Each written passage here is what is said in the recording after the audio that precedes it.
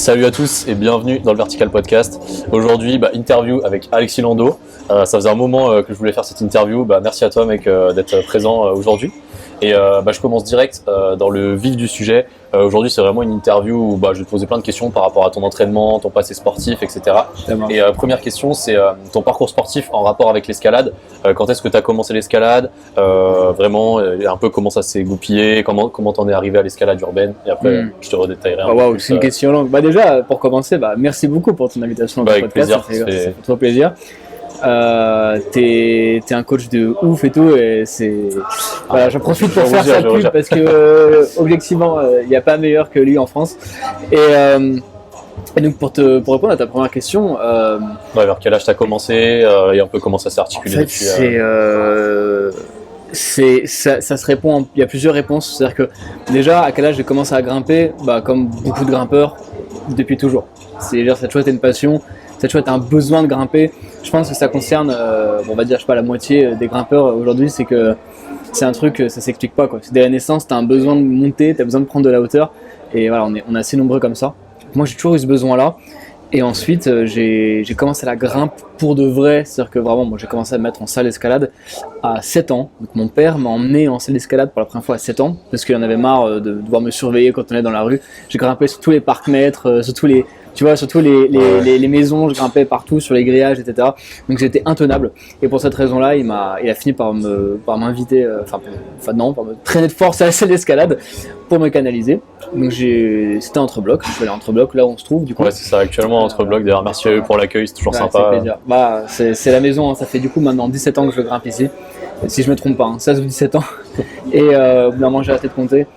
Et donc, il m'a traîné dans la salle. Et en fait, après cette séance que j'ai fait avec mon premier prof qui s'appelait Olivier, j'ai dit à mon père, je veux pas revenir. En fait, moi, je veux continuer de faire ce que je veux, faire ce qui me plaît. Ça t'a pas plu au premier abord, l'escalade en salle? En fait, ça m'a plu, mais j'avais besoin je grimpais. Je n'avais pas, évidemment, à l'époque, à 7 ans, du tout la démarche d'un athlète qui comprend qu'il faut d'abord s'entraîner pour après faire ce qu'on aime faire.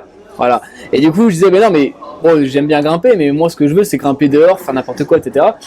Et mon père, il m'a vraiment dit, non, je t'ai inscrit à l'escalade. Il est un peu comme ça, il prend des décisions comme ça. Je t'ai inscrit à l'escalade, maintenant tu vas venir à l'escalade, et c'est tout. Donc, j'ai pas vraiment mon mot à dire.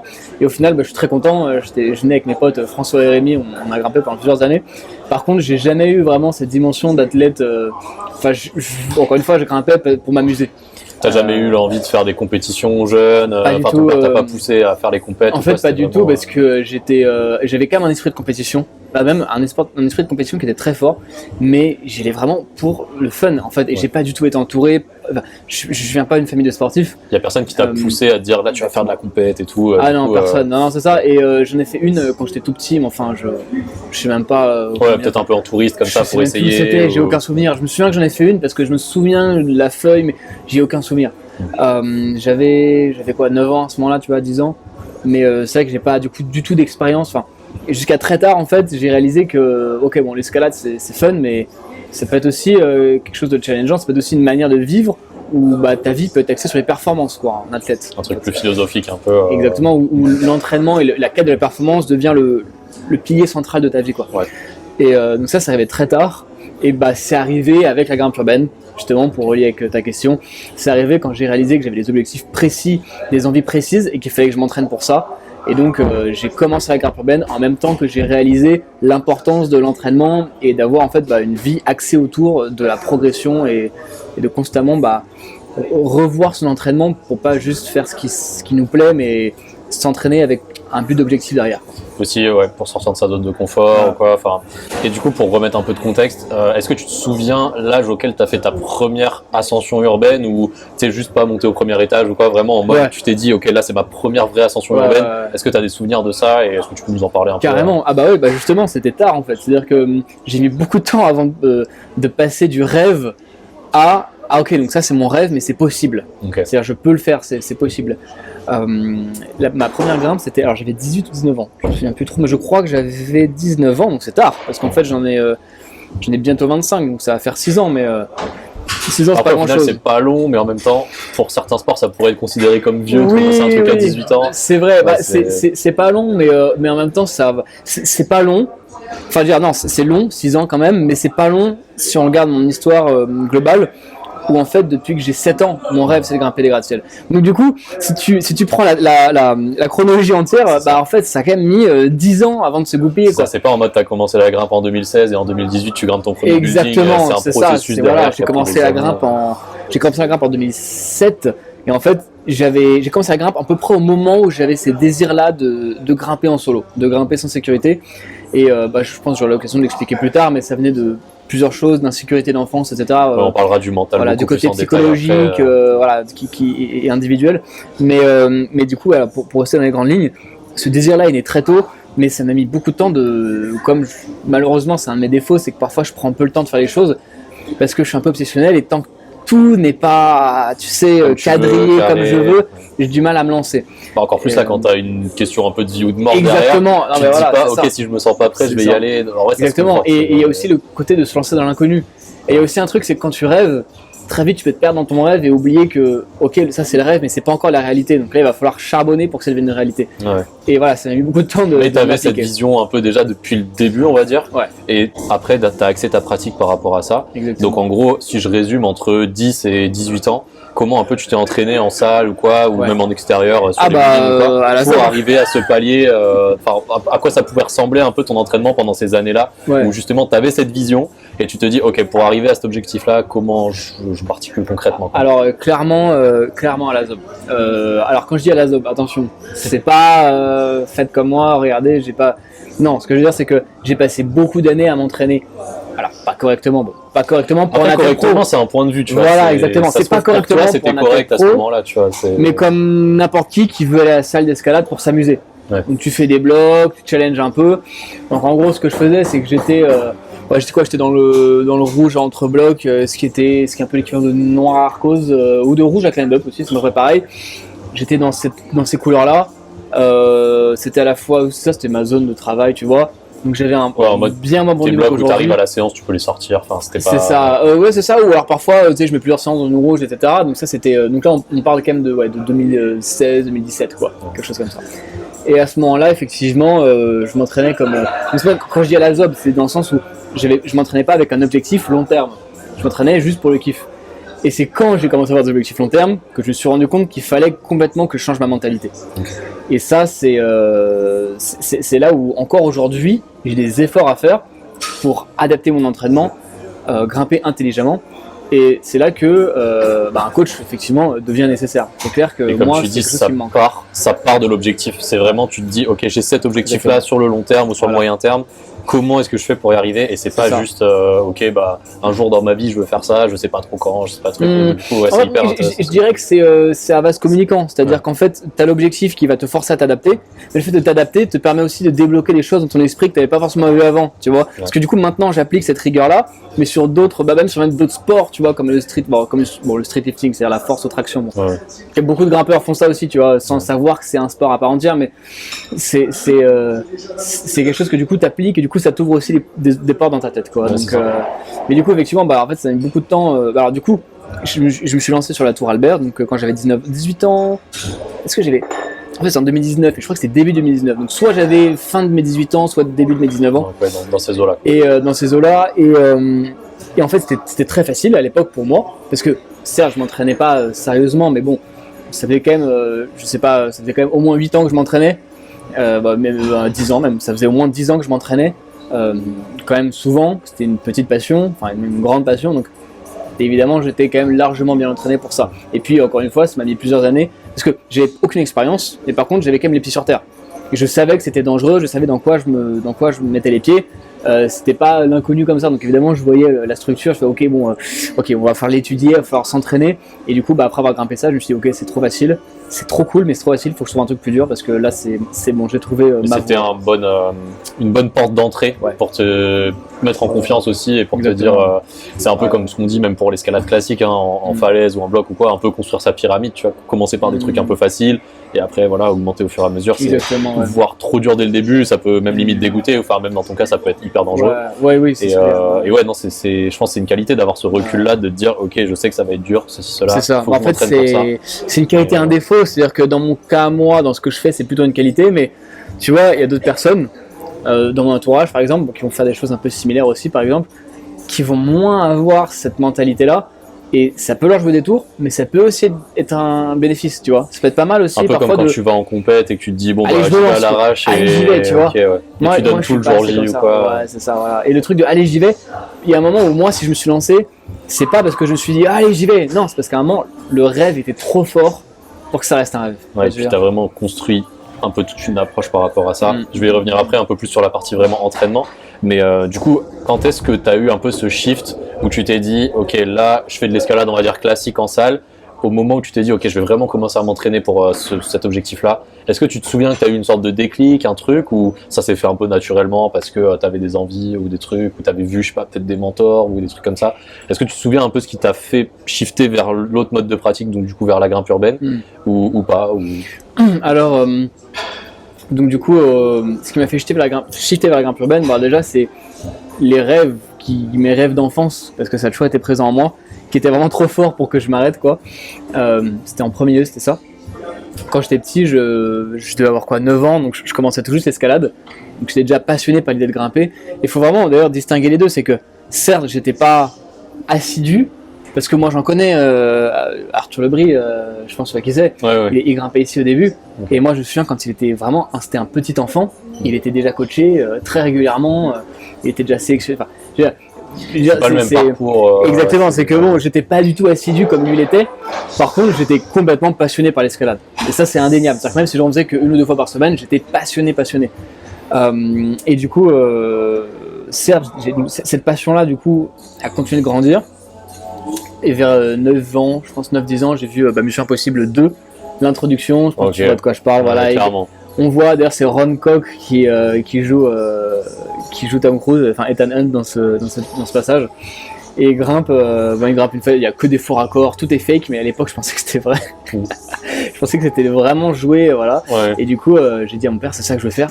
Et il m'a dit, bon, lui il n'est pas sportif, donc il m'a dit, ouais, ça s'appelle cascadeur en escalade sans corde. Wow.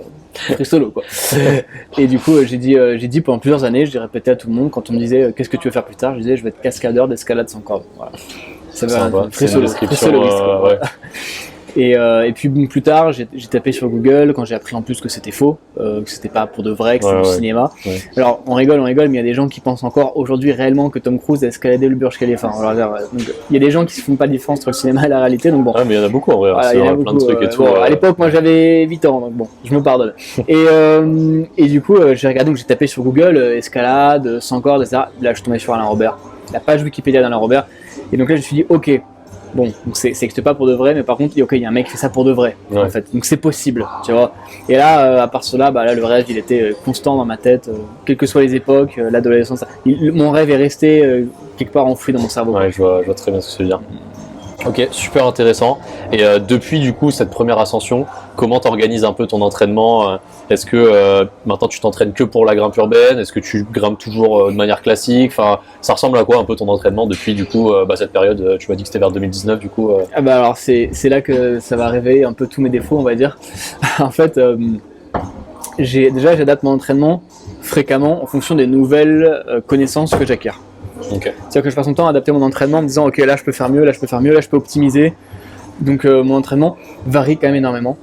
Et je dirais que en plus de ça globalement, pour te faire une réponse générale, je grimpe parce que j'aime la grimpe. Donc je fais du bloc, j'en fais je sais pas 5-6 mois par an.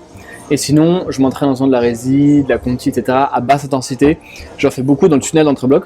Où vraiment je me fais des circuits de rési, tu vois, d'une demi-heure. Alors soit ce que je fais c'est que je reste sur une intensité, sur une couleur, mais par contre je m'interdis de m'arrêter, je m'interdis de délayer, et du coup je dois rester, tu vois, je vais faire un tel nombre d'allers-retours en tel temps. Ouais. Donc du coup ça fait que si je veux augmenter de 2 allers-retours en 20 minutes, je suis obligé de grimper plus vite, donc de me cramer plus vite. Donc ça va être de suivre ma progression. Ou alors tout simplement je me dis j'ai le même temps, je fais plus de... Attends non. Oui, ou alors non, si j'en fais plus, mais je me donne plus de temps aussi. Ok, oui. Comme ça, ton volume. Le volume augmente, mais l'intensité reste la même. C'est ça. C'est ça. Putain, j'ai mis du temps à. Ouais, non, mais ça peut être compliqué. Et c'est vrai qu'il y a un truc où j'ai des lacunes. C'est même pas que j'ai des lacunes, c'est qu'en fait, j'en fais pas. C'est de la voix. c'est-à-dire de la vraiment voix. encordé, Alors, j'en fais un peu, tu vois, là j'ai fait un CETA, je crois que j'ai flash en CETA entre-bloc. Bon, après, les cotages sur l'entre-bloc, elles sont. Tu mets des enrouleurs derrière, c'est ça? C'était en plus c'était sur un roller, tu vois, donc mais je touche pas assez à la voix, donc je m'entraîne sur un type d'effort qui correspond à ça. Et par contre, je fais pas assez de voix, donc si je vais en faire, je vais en manger à Pantin, je vais aller aussi à Entre-bloc, en bref. Mais du coup, par contre, je m'entraîne pour cet effort-là. C'est-à-dire que là, quand même, globalement, si tu regardes sur ces dernières années, la grosse majeure partie de mon entraînement, ça reste un entraînement à basse intensité et à gros volume. Ouais. Voilà, que ce soit en rési ou en conti, mais étonnamment pas en voix, alors que c'est quand même la méthode d'entraînement la plus connue.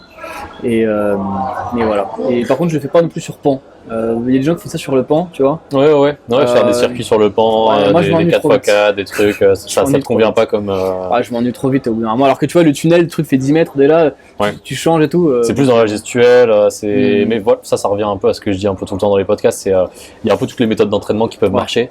Il faut juste trouver un peu ce qui marche pour toi et déjà aussi le truc que tu trouves fun parce que comme tu dis, d'ailleurs peut-être on y reviendra plus tard dans le podcast, mais je sais pas si tu es du coup athlète professionnel ou pas. Genre la plupart des gens n'est pas athlète professionnel. Si vous trouvez pas quelque chose fun, vous allez pas le faire sur le long terme et si tu le fais pas sur le long terme, ça va marcher peut-être 3 mois, mais après ça marche pas. Il y a un moment, donc, c'est justement un effort physique. Si en plus t'as un effort mental de te forcer à faire quelque chose. Ouais, c'est ça. C'est sûr que. Mais bon, après, tu vois, je me dis a priori, je travaille vraiment sur ce type d'effort-là. Donc si je passe à la voie classique, il n'y a pas de raison que ça se transfère pas. Ça se transfère pas? Non, justement, il n'y a pas de raison que ça se transfère pas. Oui, que ça se transfère pas. Oui, c'est ça, oui, ça se transfère pas. C'est juste après la gestuelle gestuelle est un peu différente parce que voilà, peut-être tu vas avoir l'appréhension de, je sais pas, la chute, optimiser les clippages, des trucs comme ça. Voilà. Mais ça reste minime et tu vois, tu as déjà cette base un peu aérobie et enfin, même c'est plus qu'une base, hein, parce que si tu fais ça depuis des années et que. Là, ça fait quasiment un an que je n'ai pas fait. Mais... mais après, tu vois, t'as quand même une mémoire où ça revient assez vite, dans le sens où ça se perd très vite, mais ça revient très vite aussi. Et ok, du coup. Et je cycle beaucoup mes entraînements, du coup. Ouais. Et du coup, en fait, c'est un peu la question. Quand tu dis que tu cycles tes entraînements, à quoi ça peut ressembler sur une année, t'as dit que tu faisais du bloc pendant 6 mois. En gros, imaginons tu as un objectif très précis. Tu te dis, ok, à telle date, je veux faire telle ascension. Comment un peu t'organises ton entraînement par rapport à tout ça, tu vois? Alors, c'est vrai que je n'organise pas mon entraînement autour de ça. J'organise mon entraînement autour du fait de devenir un meilleur grimpeur. Ok. Que globalement, sur un an, j'ai cyclé mon entraînement. Alors, je vais faire, par exemple, je t'ai dit au total, je vais faire 4 mois de bloc. 4 et 4, allez, non, on va dire 5 mois de bloc. 5 mois de bloc, 5 mois d'entraînement à basse intensité. Bon, là, ça va être de la voix, mais sinon, c'est sur le pan. Voilà. Enfin, pas sur le pan, pardon, sur le dévers. Sur le tunnel. Sur le tunnel. Et 2 mois de force, à peu près. Okay. Maintenant, c'est pas cyclé non plus. C'est-à-dire que. C'est pas carré en mode, t'as pas une date précise à chaque fois. C'est ça, c'est que parfois, je fais 6 mois de bloc parce que j'ai envie de faire 6 mois de bloc. Et c'est-à-dire que vu que je peux me le permettre, vu que je fais pas de compète, je peux me permettre aussi de faire un peu ce que je veux. Donc je fais 6 mois de bloc parce que je peux faire 6 mois de bloc. Après, je vais faire 6 mois de voix. Et puis, ça m'est déjà arrivé de faire 3 mois de force parce que vas-y, tu sais quoi, là. T'es dans une période un peu de tiré lourd. Voilà, j'aurais tiré lourd, donc vas-y, pendant 3 mois. Je me détruis le système nerveux, ensuite on repasse à l'escalade, tu vois. En vrai, ça peut être une bonne stratégie dans le sens où si t'es vraiment motivé à faire un truc à l'instant T, c'est là où tu vas mettre le plus d'intensité et c'est là aussi où tu vas avoir les plus gros progrès. Et comme tu dis, quand t'as pas d'échéance de compétition ou de saison je sais pas, genre la saison de bloc à Fontainebleau ou quoi, tu vois.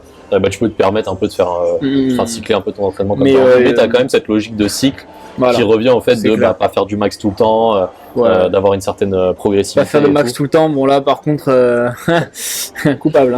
Justement, c'est un peu à quoi ça pourrait ressembler une semaine type d'entraînement. Par exemple, là, tu as dit que tu faisais une semaine style Conti ou basse intensité.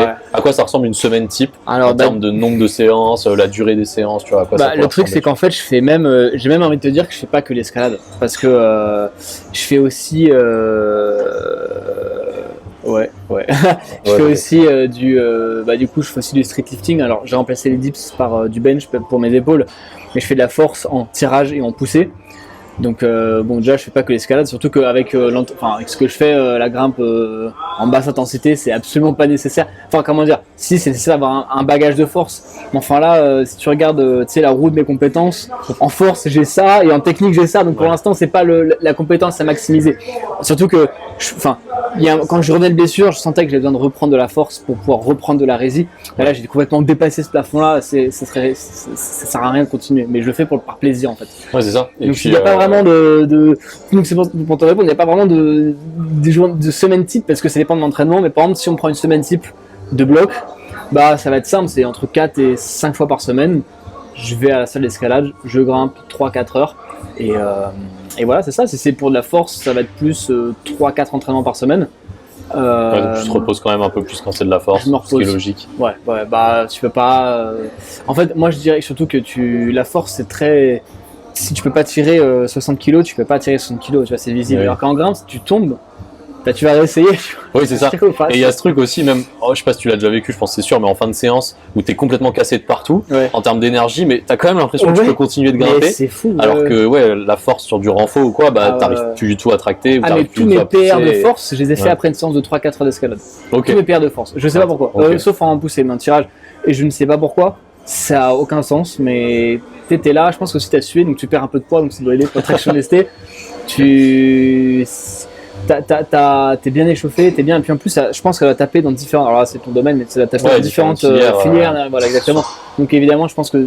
Et après, tout le monde est différent et tout le monde va pas supporter le même volume. Tu vois, il y a le passé d'entraînement qui joue beaucoup. Il y en a beaucoup, tu vois, notamment des auditeurs du podcast qui commencent plutôt l'escalade tard. Quand je dis tard, c'est après l'âge adulte, tu vois, genre en mode 20 ans et plus. Quand t'as commencé aussi jeune que toi, t'as aussi eu des adaptations, que ce soit nerveuses, tendineuses, en termes d'aérobie par rapport à ce que tu fais, que certaines personnes en fait n'auront jamais.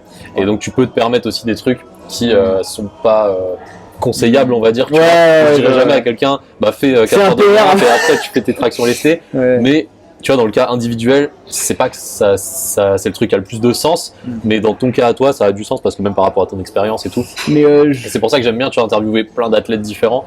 C'est que tu te rends compte qu'il y a des pratiques ou des trucs où c'est très individuel. Ça n'a pas beaucoup de sens, mais bon, ça marche. Et des fois, ça marche. Et en fait, quand tu sais que ça marche, faut juste savoir que ça marche et le faire à fond. Et après, tu vois, si jamais tu as des blessures, de la stagnation ou quoi, réanalyser le truc et se dire ok, peut-être que je stagne parce que justement je fais mes tractions lestées à la fin de ma séance. Et après, tu vois, c'est un peu des points sur lesquels on va revenir. C'est ça, c'est être capable de toujours avoir un retour sur ce que tu fais et te dire ok, peut-être que là je fais pas le bon truc, peut-être que je peux changer quelque chose. Mais juste pour préciser quand même, je fais juste premier rappel de force. C'est-à-dire que c'est pas à chaque fin de séance que tu fais du 5x5. C'est vraiment, je le fais une fois tous les 2 mois pour un rappel de force.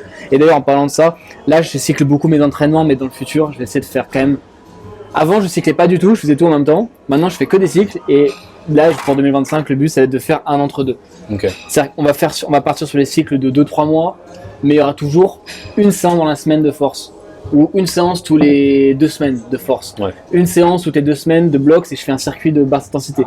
Si je fais un circuit de basse intensité, au moins une séance toutes les 2 semaines où je fais que du bloc, tu vois. Voilà, parce que quand même, parce que là, je sens que tu vois, j'ai fait beaucoup de force. J'ai pris 7 kilos, bon, il y a les fêtes aussi, ne me jugez pas, mais j'ai pris 7 kilos, 7-8 kilos. Là en escalade, du coup, j'ai pas grimpé depuis 2 mois parce que j'ai fait 2 mois de force. En même temps, j'ai une blessure, donc j'ai été obligé de mettre mon cycle à ce moment-là. C'est ça, Puis les cycles, ça permet d'adapter aussi en fonction de ses blessures. On connaît tous. Et du coup, là, vraiment, l'escalade, je reprends, c'est très dur, quoi. Surtout quand t'as pris 7 kilos et que t'as pas grimpé. Non seulement t'as perdu tes sensations de grimpe, et en plus t'as un nouveau poids de corps limite. Donc en fait, ton corps doit se réadapter un peu aux sensations. Pour te donner un ordre d'idée, mon poids de forme pour la grimpe, pour le bloc, s'il est à 63 kg, et là je suis à 72 kg à jeun. Ça fait une bonne prise de masse. Ça fait 9 kg de différence, donc plus les 2 mois d'arrêt d'escalade, Mais du coup, mais c'est intéressant parce qu'au final, peut-être que la force que tu as gagnée actuellement, en fait, tu la conserves d'une certaine manière, même si tu perds du poids. Et après, en fait, ton rapport poids-puissance, il va aussi être élevé. Et donc, tu vois, c'est aussi des personnes, tu vois, que je coach ou même qui s'entraînent, qui me disent ah ouais, mais là, j'ai pris 2 kilos parce que, je sais pas, j'ai fait de la force ou quoi. Mais en fait, au final, c'est 2 kilos que tu as gagné en faisant de la force ou n'importe quel autre type d'entraînement. Alors, faire gaffe à compenser le reste aussi. C'est ça aussi. Et en fait, du coup, si tu as pris de la force qui te permet en fait de dire que ces 2 kilos, c'est de la masse utile, donc en théorie de la masse musculaire, tu vas tracter beaucoup plus que 2 kilos avec ces 2 kilos de muscle.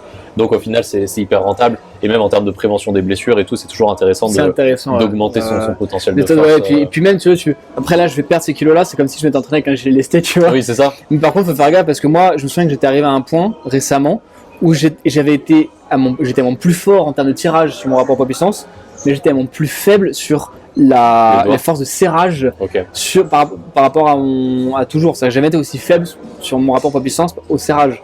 Et du coup, c'est-à-dire que tu me donnes un bac, je volais, mais par contre, tu mettais une petite prise, là, j'ai plus de mal à tirer. Donc c'est vrai qu'il faut aussi, du coup, quand on commence à jouer avec ces choses-là, faut prendre en compte qu'il y a c'est multifactoriel aussi. Et avoir quoi, un certain équilibre. Et... Enfin, c'est ça, toi, c'est toi que tu connais c'est bien. ça, Quoi, mais... c'est un peu, faut chercher à augmenter un peu toutes ces métriques. Ouais, c'est ça. Mais si t'en as une qui prend trop le pas sur une autre, souvent ce que je dis c'est que si vous êtes trop fort en traction par rapport à votre force de doigt, vous allez être capable de tracter sur votre bras et vos doigts en fait vont s'ouvrir et du coup tu te prends un excentrique sur les doigts et c'est là en fait où souvent les poulies ou les inflammations et tout ça peut arriver. Après ça passe ou ça casse quoi. Et Du coup, sur le coup ça s'adapte et si je suis exactement dans cette optique là, c'est-à-dire que là voilà j'ai pris du poids, je regrimpe, maintenant on va voir au niveau des doigts s'il s'adapte ou alors s'il casse, tu vois.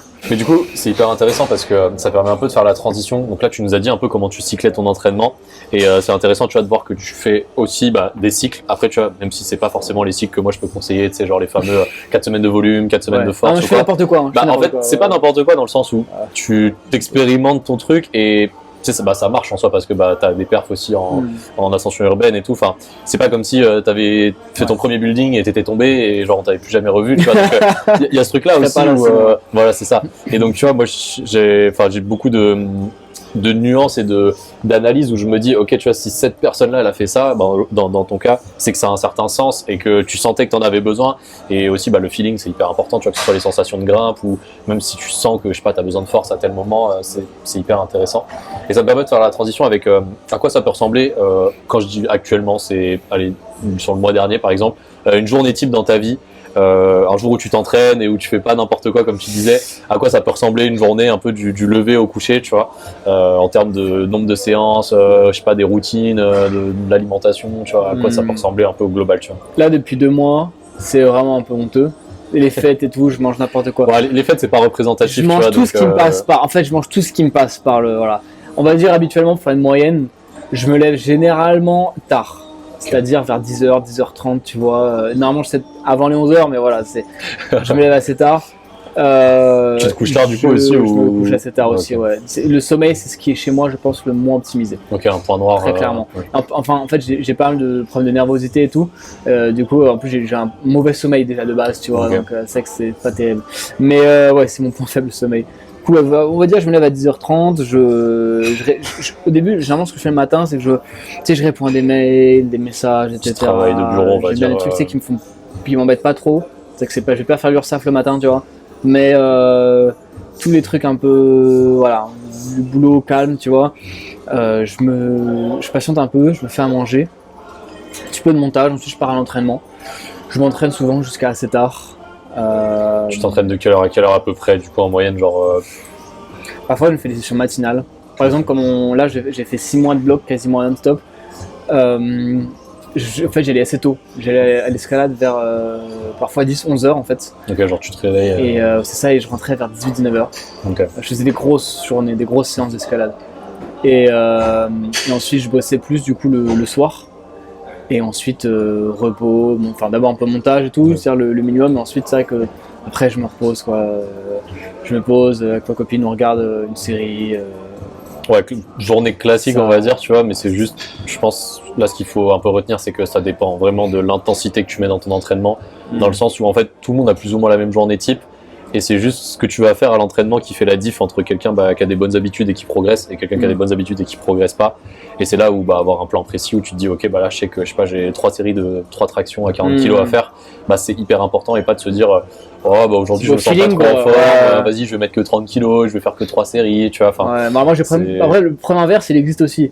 C'est-à-dire se dire là, normalement je devrais être gentil avec mon système nerveux, donc je vais arrêter de charger, je vais faire plus de volume. Et c'est non, allez-y, c'est bon, j'y vais, je fais de la force, tu vois. Ouais. Donc le problème inverse existe aussi. Moi, c'est plus ce problème-là que j'ai. Mais après, j'ai un système nerveux qui est pas du tout OP. Hein. Tu sais, moi, quand je commence mes cycles de force, au bout de la 2e semaine, je suis plus capable de faire mes. C'est-à-dire que mes perfs elles descendent déjà quoi. Après on dit souvent que c'est pas au bout d'un mois qu'elles commencent à descendre, moi c'est au bout de 2 semaines. Ouais, en général d'expérience, si tu cycles bien ta force, moi j'ai tendance à dire que ça dure à peu près 3 semaines, la période où vraiment tu peux faire des gros gains. C'est 10 jours. Et après cette période de 3 semaines, à faire 2 séances par semaine, je précise, tu vois. Parce que si tu fais 3 ou 4, forcément ça va être plus rapide. Mais ouais, 2 séances par semaine de force, tu vois, que ce soit sur les suspensions, les tractions ou quoi. Et au bout de 3 semaines, en général, tu prends une petite semaine soit de repos, soit de deload, tu vois, de décharge. Et après, tu recycles.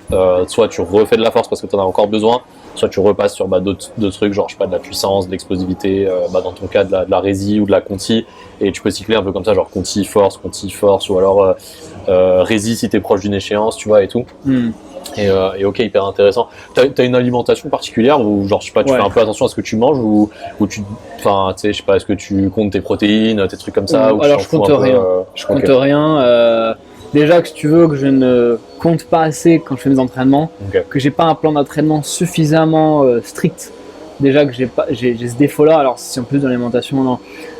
Parce que c'est vrai que déjà, rien qu'au niveau de l'entraînement, beaucoup moins qu'avant. Parce que maintenant, j'ai cette mentalité-là de se dire quand on s'entraîne pour quelque chose en particulier, on a un plan d'entraînement science-based, tu vois.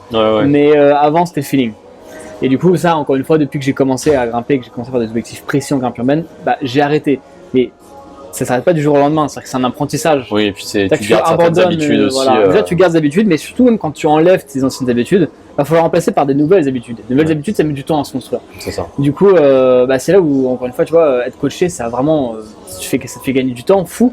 C'est que tu as directement les bonnes habitudes, la bonne mentalité, puis les connaissances. Et t'es pas dans le doute, tu vois, tu te dis, ok, je fais ça parce que je sais que ça fait partie du truc, et tu te dis pas, ok, je vais compter mes calories juste pour faire joli, et tu sais pas pourquoi, tu vois. Exactement, en fait, tu fais les choses avec une intention quand t'es coaché. Mais du coup, alors pour la bouffe, moi je m'occupe de manger, d'avoir une alimentation vraiment riche.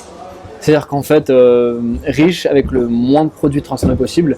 J'essaie de faire attention. Quand tu dis riche, c'est plus genre varié en termes de nutriments ou riche en mode tu manges vraiment jusqu'à plus faim? Je veux beaucoup de. Non, en termes de nutriments. C'est-à-dire que, par exemple, je mange pas mal j'essaie de manger pas mal de produits laitiers. Parce qu'il y a des choses intéressantes comme la proline qu'on trouve dans les produits laitiers et dans le chou, mais pas ailleurs. Et c'est en fait quand tu es athlète, c'est quand même nécessaire parce que c'est un des 3 éléments qui permettent de créer le collagène. Donc forcément, c'est important d'avoir proline. Voilà, glycine. Voilà, t'as la proline dans les produits laitiers, la glycine, moi je suis complémenté pour ça. Et la vitamine C, pareil, je suis complémenté. Donc j'essaie de manger quand même, tu vois, des fruits, des kiwis, des trucs, des fruits riches en vitamines. Je mange du foie de veau. Aussi, ça c'est hyper parce intéressant qu'il y a aussi pour les beaucoup vitamines. de minéraux, de vitamines, etc. Des œufs. Classique. Voilà, cholestérol, bonne protéine, vitamine D le matin, tu vois. Souvent je mange des œufs, et donc œufs, produits laitiers, foie de veau. Fruits, légumes. Et légumes, j'essaie j'essaie plus de prendre des fruits plutôt que des légumes. Ok. Juste par préférence perso. Préférence perso. Et au niveau des légumes, je sais qu'il y a certains légumes qui ont des antinutriments, etc. Ou des trucs des fois qu'on digère mal. Les oxalates, etc. Et moi, je sais pas pourquoi, c'est une peur, mais alors c'est une peur complètement infondée, c'est que j'ai peur d'avoir des calculs rénaux. Du coup, j'ai peur des oxalates, tu vois, mais bon, ça m'arrive quand même de prendre des légumes. En plus, il y en a qui sont bons pour la santé, tu vois. Je t'avoue, je suis pas du tout renseigné là-dessus. Non, mais après, le truc avec la nutrition, tu sais, c'est qu'en fait, c'est un truc de fou. Personne n'est d'accord, quoi. Il y a beaucoup de gens qui ça des grands concepts qui se rejoignent. Il y a beaucoup de lobbies aussi, donc là c'est compliqué de savoir qu'est-ce qui est payé, qui est payé en fait pour dire quelque chose et qui le pense vraiment. Et puis il y a beaucoup d'études très récentes qui viennent contredire des études qui datent parfois même juste d'il y a 1 an, tu vois. Donc c'est compliqué de vraiment. Après c'est vraiment, moi ce que je conseille à tout le monde, même des gens que je coach, c'est faut tester. Dans le sens où faut appliquer des grands concepts, par exemple manger ces 2 grammes de protéines par kilo de poids de corps. Après, quelle protéine tu vas manger, là ça dépend aussi de tes convictions personnelles, tu vois, si t'es végétarien ou quoi, tu vois, ça forcément ça joue. Toutes tes protéines sont pas aussi disponibles les unes que les autres. C'est ça, mais après tu vois, si tu fais les bonnes associations, tu peux t'y retrouver. Genre par exemple des lentilles avec des céréales, genre riz lentilles par exemple, ça devient une protéine complète. Tu vois, il y a plein de trucs comme ça où blé et haricots par exemple, tu vois, genre blé et haricots rouges. Ou riz et haricots rouges, tu vois, pareil, ça fait des protéines complètes. Enfin, il y a plein de trucs comme ça où au final, même avec de l'alimentation, on va dire intuitive, tu vois, typiquement, genre tu vas manger mexicain, tu manges des haricots rouges et du riz, sûr, en fait, t'as déjà tes protéines complètes. T'as pas besoin de viande hachée. Les traditions, tous les aspects culturels il y a une certaine logique là-dedans, tu vois. Voilà, il y a forcément une logique adaptative, c'est-à-dire que une société qui se nourrit que de pain blanc, de toute façon, c'est qu'elle est plus aujourd'hui, quoi. C'est ça. Elle s'est faite envahir par le village voisin qui, eux, ils bouffaient de la viande, ou alors ils avaient une alimentation riz haricots, parce que eux, ils étaient déter et eux, ils avaient compris que les riz haricots c'était bon ensemble, alors même pas qu'ils aient compris, c'est juste que vu que eux, ils l'ont fait par hasard, ça a bien marché et ils sont mieux débrouillés que les autres. Donc non, je suis d'accord, quand on s'en tient aux grands fondamentaux qui ont passé les époques, qui ont passé le test des années, après, enfin des années, plutôt des décennies plutôt, généralement a priori, ou des millénaires, a priori, ça a ses chances de pas être trop des conneries. Et c'est pour ça que... Et puis après, il y a tout le truc où il faut juste tester. Il faut juste tester, que ce soit le nombre de calories par jour, la quantité de protéines, la répartition lipides-glucides. Et en fait, si tu trouves une formule en fait, qui te convient, t'as pas vraiment de raison de changer, tu vois. Tant que ça marche et que tout se passe bien, tu vois, que tu progresses et tout. Pour moi, je pense vraiment l'alimentation, faut pas se prendre la tête avec ça. Il faut juste à un moment donné un peu tout compter, tu vois, pour voir un peu où est-ce que t'en es. Ouais. Et en fait, une fois que tu as fait cette phase de recherche, on va dire, où pas, quoi. tu changes pas, juste tu modifies 2-3 trucs, tu vois. Par exemple, la plupart des gens que je coach, il leur manque un peu de protéines, je vais leur dire, ok, bah rajoute un peu de fromage blanc si tu le digères bien, rajoute un œuf le matin, tu vois, enfin des petits trucs comme ça où tu modifies, et au final, tu changes pas toute ton alimentation, tu rajoutes juste ce dont tu avais besoin pour avoir un petit pic en plus. Je comprends, ouais, je suis d'accord avec toi. Ouais. Bah, pour moi, il y a quand même quelques grands piliers en fait à respecter. C'est déjà manger suffisamment, Clairement. ou pas trop. Moi, c'est vrai que avant une grimpe, je mange pas de glucides pendant un mois, tu vois. Alors vraiment, hop, ça, comme ça, je perds quelques kilos, et c'est toujours pratique. Hyper intéressant. Bah, ça, ouais, c'est des stratégies de nutrition qu'on peut retrouver dans plein de sports, hein, faire une petite sèche avant une échéance. Alors avant, je faisais des grosses sèches, et en fait, ça flinguait mon métabolisme et tout, j'ai arrêté. Maintenant, c'est des Je sentais vraiment une baisse de niveau d'énergie. Ouais, mais même, j'étais pas du tout. Tu sais, en fait, je perdais du muscle et je prenais du gras, tu vois, alors que je mangeais pas beaucoup. En fait, c'était très mauvais, quoi. Et donc ça, j'ai arrêté. Ça a un impact sur les hormones. Quand tu sèches trop, après si t'as moins de testo, forcément tu perds de la masse musculaire. Et puis c'est ça, ça flingue aussi ton métabolisme. Si je pensais, ça descend très très bas. Donc du coup, dès que tu remets à manger, forcément, donc ton corps direct l'assimile, parce qu'en plus il pensait que t'étais en période de famine. Vas-y, on va stocker. Bon, c'est ça. Ouais. Et puis bon, tu sais, c'est marrant parce que je sais pas ce que t'en penses. Justement, toi qui es très quand même science-based, tu vois, peut-être que ce que je vais te dire, ça va un peu On va voir. ça va peut-être un peu te titiller, tu vois, mais je pense qu'il y a des choses aussi que la science n'a pas encore expliquées. Et quand je dis ça, c'est dans le cadre de nutrition, beaucoup de gens disent, par exemple, tu sais, il y a cette fameuse phrase calories in, calories out. Ouais. Mais non, moi je pense pas. Je pense qu'il y a, en fait, tout dans la science, tout est multifactoriel. Dans la nature, tout est multifactoriel. Je vois pas pourquoi la nutrition serait une exception. En fait, tu vois, il y a des trucs en mode genre, il y en a, ils vont dire, la loi de la thermodynamique, etc. Mais en fait, au final, tu t'en rends compte même dans la vraie vie que, je sais pas, imagine, tu fais un très très gros excès, tu vois, je sais pas, un méga cheat meal, t'as mangé 8000 calories dans la journée. En vrai, sur les 2-3 jours suivants, tu vas faire un peu de rétention d'eau, et si tu reprends tes habitudes, il se passe pas grand chose, tu vois. Donc en fait, ces calories-là que t'es censé stocker, en fait, elles vont disparaître, tu vois.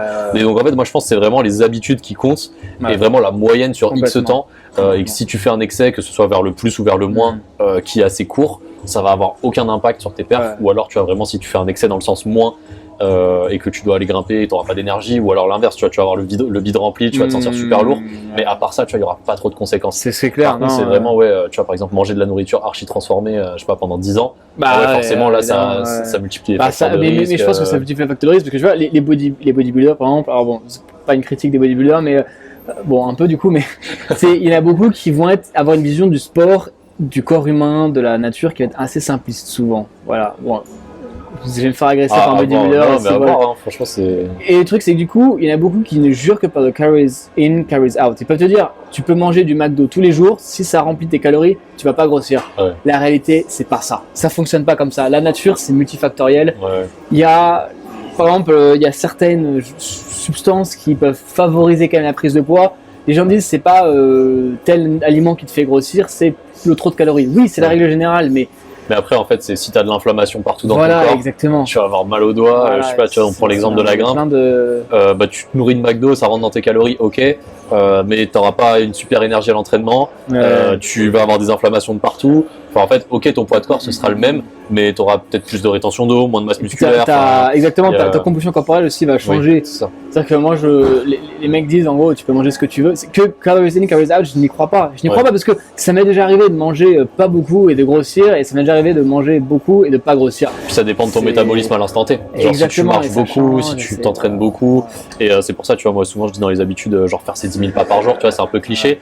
Mais en fait, faire cette activité physique un peu quotidienne, en fait, on est tellement devenu une société genre sédentaire que juste aller marcher pour certains, ça va être un effort, tu vois. Et ça devrait pas être un effort. Les fameux 10 000 steps. Ouais, c'est ça. Ben, en fait, ça devrait pas être un effort, ça devrait être genre quotidien ou vraiment nécessaire à notre survie, en fait. Et en fait, ça te fait circuler le sang, ça t'oxygène. Enfin, c'est un truc où en fait, vraiment, moi, je le vois avec des personnes que j'ai pu avoir en coaching ou qui viennent me voir pour éventuellement démarrer un suivi, où ils sont dans cette situation, tu vois, moi, ce que j'appelle le sportif sédentaire. Où vraiment, en fait, tu vas grimper 4 fois par semaine, mais à côté, tu manges pas bien, tu restes assis toute la journée, t'as un travail très sédentaire. Tu vois pas le soleil. Exactement. Et du coup, ça, c'est terrible parce que t'es sédentaire, t'es sportif, mais t'es sédentaire. Tu comprends pas pourquoi tu progresses pas, parce que tu dis je suis sportif hyper assidu, je m'entraîne 4 fois par semaine et tout, mais en fait t'as pas la base de l'environnement qui est sain et qui te permet d'évoluer dans les meilleures conditions. Donc, je suis entièrement d'accord avec toi.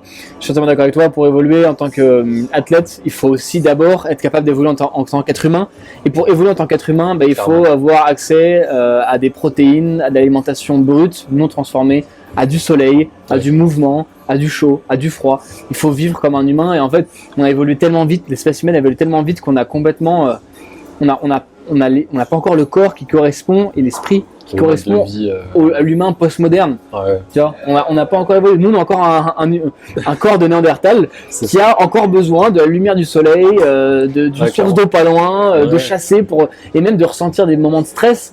Pour ne pas commencer à stresser sur rien aussi. Ouais, c'est ça. Mais en vrai, c'est hyper parlant parce que tu vois, par exemple, le stress que tu peux ressentir sur une ascension, que ce soit une benne ou de voie ou de bloc, tu vois, par là, je parle pas de ton cas en particulier, tu vois, mais vraiment, là, la plupart des grimpeurs, ils vont avoir peur quand ils vont faire une voie, ils vont être au-dessus du point ou quoi. Ah, moi aussi, moi, si je suis au moment de clipper, même en salle, je stresse, par contre. Clairement, mais tu vois, ça, c'est un truc où si tu le ressens, ça t'augmente tes niveaux de cortisol, machin, tu vois, ça déclenche des trucs dans ton corps. Ton système nerveux parasympathique, s'il n'est pas suffisamment souvent activé, ton corps il comprend même plus pourquoi il existe. Ouais, c'est ça. Les mecs sont en dépression. T'as plus aucune envie, mais clairement. Les mecs sont en dépression juste parce que leur système nerveux sympathique n'est jamais activé et du coup leur corps se dit mais à quoi je sers en fait ?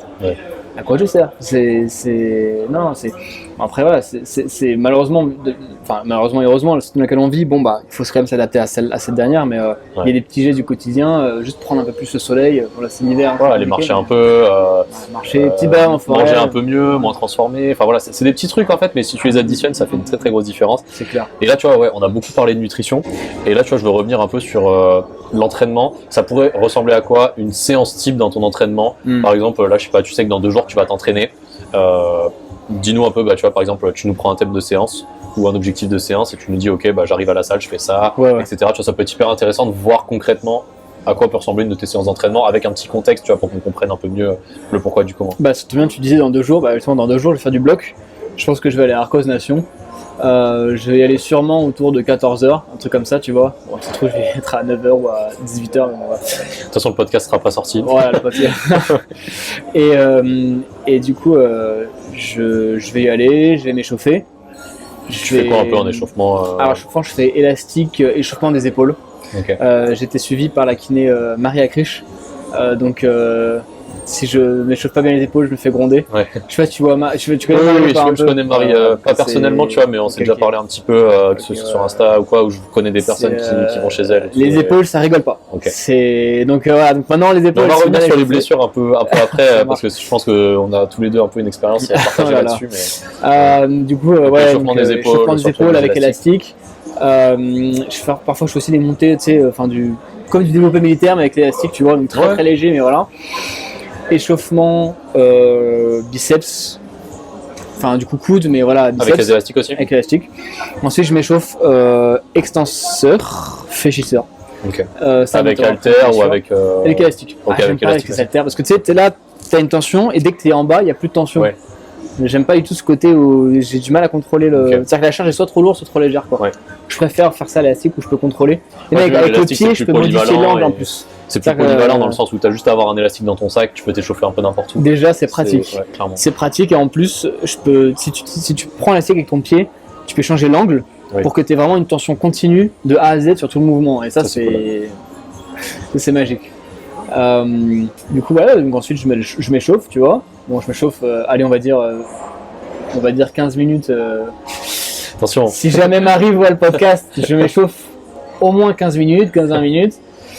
Après m'être échauffé 20 minutes, 15-20 minutes, je commence ma séance et pendant 15 minutes, 15 vraies minutes, je grimpe dans le jaune. Je reste dans le jaune vert. Tu vois. Vraiment dans du très facile. Dans du très facile. Et je grimpe longtemps dans du très facile, pas à grosse intensité en plus, et je grimpe avec une intention d'échauffement. Vraiment dans le mouvement. Exactement, c'est-à-dire que je fais des mouvements qui servent à rien. Je tire vraiment sur des grosses amplitudes, c'est ridicule. Ça sert à rien. Forcer à bloquer sur les prises ou quoi. Je bloque les prises et parfois, même si les prises c'est des bacs, je me force à plier l'avant-bras pour vraiment contracter les fléchisseurs, faire coulisser le tendon ici, etc. Vraiment travailler. voilà, je grimpe avec une Tu intention. prends ton temps, tu montes en gamme progressivement. C'est ça. Ok, hyper intéressant. Si j'ai fait une grosse séance de force la veille, je sens qu'à chaque fois ça loupe pas, je dope dès le début, tu sais. Alors si je fais une grosse séance de la veille, si je commence à rester longtemps comme ça, en contractant, vraiment je commence à dober. Ça c'est parce que je sais que mon système nerveux il est un peu... Ok, ouais, c'est bien, ça te permet de réguler après, de te dire ok, bah là je suis fatigué, je vais peut-être pas faire la plus grosse séance de ma journée. Ah oui, puis comme ça je me connais pour la grimpe urbaine aussi, quoi, évidemment. Mais du coup, voilà, je fais ça et ensuite je commence à grimper. Je grimpe dans le rouge, puis après, souvent je fais une noire facile, tu vois. Ensuite, je me mets dans mon niveau, quoi. C'est-à-dire, habituellement, on va dire mon niveau, au moment où le podcast sort, sans compter les 7 kilos en plus, il y a 2 mois, avant d'arrêter, c'était le noir dur, violet facile. Okay. Avec parfois une noire où je mets une séance entière dedans, tu vois. Okay. C'est quand même rare, généralement une noire c'est soit flash, soit moins 3 essais, mais ça dépend des blocs, ouais, c'est toujours pareil. Hein. C'est marrant parce que là j'ai enregistré le podcast sur les cotations ce matin là, et du coup je vois très bien le truc de noir facile, noir dur, ça dépend des salles, ça dépend des... ça dépend des ouvreurs aussi. C'est ça aussi, ça dépend tellement des fois de ta morpho, tu vois, en mode tu vas passer un bloc noir qui est dur pour quelqu'un, ça peut être très facile pour toi. Tu la dalle, c'est ça, il y a de la subjectivité qui rentre vraiment en compte et ouais, le but c'est aussi de faire un truc productif, que ce soit en termes d'entraînement, tu vois. Donc en gros tu montes en gamme vraiment progressivement jusqu'à arriver dans ce niveau-là. Et après du coup, plutôt séance là du coup de max on va dire, où tu cherches vraiment à aller grimper la cotation la plus élevée que tu peux grimper à la séance en gros. C'est ça, alors c'est ça souvent, exactement, c'est souvent ce que je fais, c'est-à-dire souvent je prends la cotation la plus dure que je peux faire sur une séance, mais où je me dis ok, je peux rentrer bloc dans la séance, tu vois. Donc généralement ça va se traduire par souvent, alors moi je suis un peu obsessionnel, c'est que si tu vas dans les narcoses, généralement les noirs les plus durs, tu prends les 2-3 noirs les plus durs, elles sont souvent plus dures que les 2-3 violettes les plus faciles. Oui. Mais je préfère rester dans le noir dur, tu vois. Ouais. Donc tu me prends souvent la noire la plus dure de la séance, de la table. Et voilà, soit j'ai réussi pas, et ça nécessite un travail. Par exemple, il y avait une noire très dure à Montreuil, vraiment j'ai mis 3 séances dedans, tu vois. Et je t'avoue, je grimpe pas souvent hors cause, du coup j'ai du mal à situer, mais moi je suis plus avec la mini-district, surtout Kilter aussi. Mais Kilter, tu sais, j'ai jamais touché, mais je vais me mettre très vite. Ouais, mais en vrai c'est fun, c'est surtout pour le côté fun moi que j'aime bien, tu vois, c'est varié, genre t'as toujours la même board, mais tu peux faire des séances complètement différentes. C'est infini, les possibilités sont quasi infinies. Ouais, clairement. Ok, donc séance on va dire classique, tu vois, c'est un peu un truc où n'importe qui pourrait faire cette séance-là. Séance de bloc de quelqu'un qui veut se pousser, ça va durer 4-5 heures. Ah oui, quand même, genre, souvent plus en vrai. Entre le moment où tu rentres dans la salle et le moment où tu sors, t'as 4-5 heures. Ouais, plus en fait, même souvent. Enfin, en fait, ça dépend. Souvent plus quand même. Et tu sens pas que tu fatigues en mode. Tu sens que ton niveau d'énergie il est plutôt constant dans la séance ou... Honnêtement, ok, genre en mode au bout de 5 heures, tu peux encore avoir une chance de sortir le bloc, tu vois, tu te dis au pas. Au bout de 5 heures, c'est le moment où je suis dans les bonnes conditions pour rentrer un PR au traction list. Ok. Ça, c'est ouf, ça, que t'aies besoin de temps, tu vois. Après, c'est très personnel. Je sais pas si c'est parce que je m'échauffe mal, peut-être, tu vois. Peut-être avec le. Non, même pas, parce que là, tu vois, monter en gamme progressivement, faire des blocs. De plus en plus durs. En fait, si. En fait, c'est à l'échelle d'un bloc, oui. C'est-à-dire qu'au bout de 15 essais sur un bloc, je commence, si j'y retourne, là, c'est-à-dire qu'il y a le moment où tu as ton pic, et après je fais merde. Oui, à chaque essai, c'était normalement moins bien. Mais par contre, si je change de bloc, alors c'est peut-être que dans ma tête, j'ai l'impression d'être à nouveau en haut. Ok, d'accord. Ce que je veux dire, ou pas Moi, j'ai pas cette impression-là. Tu vois, j'ai vraiment l'impression où, tu vois, typiquement, je prends la Kilter. Si je fais vraiment un bloc max pendant 45 minutes, tu vois, où je mets des essais toutes les 5 minutes. C'est long, 45 minutes. À la fin, je suis cramé. Genre en mode, je mets un bloc, même s'il est moins dur, censé être moins dur que l'autre, je vais être là en mode, non, genre, je peux pas forcer à fond dans le deuxième bloc. Je sens que je peux pas forcer à fond, mais suffisamment pour faire du volume. Un peu en dessous de mon niveau. Après, je pense que j'ai un bon niveau de volume et un mauvais niveau de travail aussi. C'est peut-être pour ça que du coup, j'ai l'habitude de faire des longues séances, assez avec une intensité assez haute, mais plutôt constante. Donc, et pas non plus extrême, tu vois. Non, mais je vois clairement ce que tu veux dire. Puis ça fait sens par rapport à tes séances où tu disais où tu vas dans le tunnel et tout. Et ok, super intéressant. Tu as des rituels de fin de séance dans le sens où un élément déclencheur qui te dit ok, là faut que j'arrête ma séance, ou quand t'as les doigts qui s'ouvrent. En fait, par contre, il y a un moment où si tu veux, tu peux prendre n'importe quoi, t'as les doigts qui commencent à s'ouvrir, tu peux plus serrer, c'est là que, je pense que c'est je sais pas si c'est nerveux ou musculaire, c'est les deux, c'est surtout nerveux, mais tu sais, t'es là et en fait tu te rends compte que tu peux plus serrer, et voilà. Ou alors par contre, effectivement, je suis un peu frustré, tu vois, je me dis, imaginons un lundi, je passe un bloc, le lendemain je reviens, je passe une séance pas trop mal, je reviens sur le bloc, j'y arrive pas, allez c'est bon, fin d'entraînement. Je pourrais continuer de faire encore un peu en dessous de mon niveau et continuer 2 heures, mais c'est bon, j'arrête. En vrai, c'est vraiment bien que tu dis ça parce que moi, c'est ce que je dis un peu souvent aussi, même dans les coachings. C'est vraiment quand tu as une sensation que tu es fatigué. Même des fois, c'est juste, bah, tu vois, là, je reprends l'exemple où je te dis, je force à fond 45 minutes sur un bloc et je sens que le deuxième, ça va pas le faire.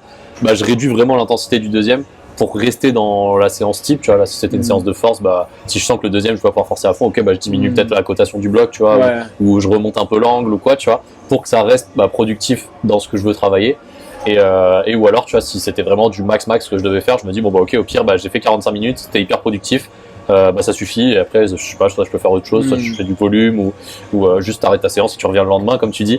Et ça, c'est un truc où on a beaucoup de mal à le faire, les grimpeurs, tu vois, de se dire, j'arrête la séance quand je commence à fatiguer un petit peu et après, je reviens le lendemain. Comme ça, t'es frais. Ouais, c'est ça, comme ça, t'es frais. C'est pour ça que moi, ce que je fais souvent, c'est que j'y vais à fond un jour, le lendemain, j'y vais à fond, et après, au bout d'un moment, bah, je prends 2-3 jours de repos parce qu'après, en fait, quand t'es plusieurs séances max d'affilée, vraiment. Donc, t'as raison. Le défaut dont tu parlais, qui est commun à beaucoup de grimpeurs, moi, je suis en plein dedans. Okay. Typiquement, je vais grimper en max, le lendemain en max, après je fais oh bizarre, je peux plus grimper. Bah oui, en fait, t'as fait 2-3 jours de suite du max, c'est normal. Tu vois. Et tu t'es pas arrêté au moment où tu commences à fatiguer. Mais après, tu vois, ça va parce que j'ai envie de dire, toi, t'es quand même familier avec la notion de volume, genre tu vois, de faire des séances un peu longues, à basse intensité et tout. Alors que la plupart des grimpeurs qui sont en salle, ils vont juste tryharder. Ça. En fait, ils ne font jamais des séances de volume et c'est ce que je dis dans tous les podcasts un peu flash et tout. C'est vraiment faire des séances de volume où tu vas répéter les blocs, que ce soit pour la technique ou pour vraiment accumuler du volume de grimpe. C'est hyper important et tu vois, si tu fais un parallèle avec, je sais pas, genre l'athlétisme, c'est comme si tu étais un athlète, je sais pas, de 200 mètres et qu'à chaque séance tu essayais de PR, tu vois. Ça n'existe pas, il y a aucun athlète qui s'entraîne comme ça. Mais pourtant dans l'escalade, c'est ça. Mais pourtant dans l'escalade, t'as des gens, tu vois, qui persistent dans ce truc-là de même des gens à chaque séance, bien sûr, d'essayer de faire du max à chaque séance. Et il y a des personnes pour qui ça va marcher parce que ils ont le potentiel génétique, ils ont commencé quand ils sont jeunes, etc. Et t'as des gens où ils ont commencé tard, ils ont un travail, ils ont une vie active, machin, et en fait juste ça marche pas en fait parce que ton système nerveux il est surchargé, t'as pas les capacités physiques, que ce soit tendineuse, de récup, le sommeil, comme on disait, les habitudes, la vitamine D, l'alimentation et tout. Et ouais, tout ça s'additionne et ouais, souvent c'est juste un petit truc comme ça, dire à une personne fais plus de volume, fais moins d'intensité, ça peut la faire progresser genre 2 fois plus vite, tu vois. Alors que si tu lui dis bah non, continue à faire que du max, il faut juste grimper pour progresser et tout, tu vois. Enfin ça je l'ai entendu 10 000 fois ce conseil et tout. Et après oui, il faut grimper, mais il faut pas grimper. Faut grimper bien. Faut penser à pourquoi tu grimpes. C'est ça exactement. Et tu vois, bien sûr tu peux progresser en faisant que de la grimpe, mais il faut quand même cycler son entraînement. Genre tu peux pas faire que du bloc max tout le temps tu peux faire que du travail, tu peux faire que du volume ou tu vois, genre tu te dis ok là pendant 3 semaines je fais plus de volume mais quand même une petite séance de max par semaine ou là ok je suis dans une phase de performance, je fais 2 séances de performance par semaine et une séance un peu plus light, volume, tu vois, t'es pas obligé de faire du renfort. Mais souvent le renfort c'est bien parce que ça permet de compléter et souvent quand tu as un gros point faible, je dis un truc au pif, tu as un gros point faible en doigt comparé à ta traction comme tu disais un peu tout à l'heure, ça peut être intéressant de faire des doigts de manière stratégique où tu vas pas te fatiguer en grimpant mais tu vas vraiment cibler ta faiblesse et après le lendemain tu vas aller grimper en volume par exemple, genre faire une séance force max le lundi, volume de grimpe le mardi et tu t'es bien cramé le lundi mais t'as pas grimpé donc t'es pas KO non plus. Le mardi, tu fais ton volume, donc tu es un peu fatigué de la force, mais ça t'empêche pas de faire du volume. Le mercredi, tu te reposes, et après, je sais pas, genre le jeudi, tu fais une séance de max, par exemple. Ça pourrait être un schéma qui est applicable un peu à tout le monde, tu vois. Et c'est hyper intéressant d'avoir ce truc-là où tu as une certaine logique de cyclage d'entraînement, et après, il faut juste réussir à s'autodiscipliner pour l'appliquer par rapport à un objectif. Et ça, c'est très très dur. C'est super dur. Moi, j'ai ce problème-là, typiquement, c'est que j'ai le problème inverse que tu as dit par rapport au tryhard, c'est qu'avant, quand j'étais plus jeune, je faisais que du travail quasiment. Et aujourd'hui, en fait, j'ai le problème inverse, c'est que je fais trop de volume, pas assez de travail. Et c'est aussi pour ça que je te dis, c'est bizarre, moi je peux faire des séances très longues, bah oui, en fait, je suis quand même en dessous de mon niveau max, tu vois. Je vais rester un peu en dessous de mon niveau max, mais en même temps, je suis pas non plus si en dessous que ça de mon niveau max. Mais je pense pas que ce soit mon niveau de volume qui est très bon, je pense que c'est surtout mon niveau de travail qui est très bas. Peut-être un peu les deux, mais. Ouais, mais c'est. De toute façon, c'est forcément les deux, parce que les deux sont liés. Mais de toute façon, au bout d'un moment, si tu te focalises sur un truc, que ce soit ton niveau max ou ton niveau de volume, tu verras que ça va progresser aussi très vite parce que tu mettras un focus dessus.